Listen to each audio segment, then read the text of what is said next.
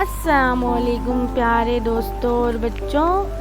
आज मैं आपके लिए जो कहानी लाई हूँ इसका नाम है अली बाबा और 40 चोर। एक ज़माने का जिक्र है कि अली बाबा नाम का एक लकड़हारा हुआ करता था।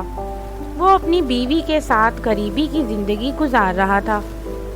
अली बाबा अपने गधे को लेकर जंगल में लकड़ियाँ काटने जाया करता था और उन्हीं लकड़ियों को बेचकर घर चलाता था। एक दिन वो लकड़ियाँ काटने जंगल गया। उसे एक आवाज़ सुनाई दी, बहुत सारे घोड़ों की, और उसे घबराहट होने लगी।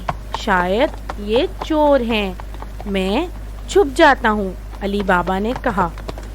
गधे को झाड़ियों में छुपाकर अली बाबा पेड़ पर चढ़ गया।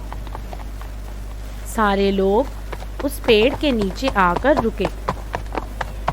अली बाबा इन लोगों को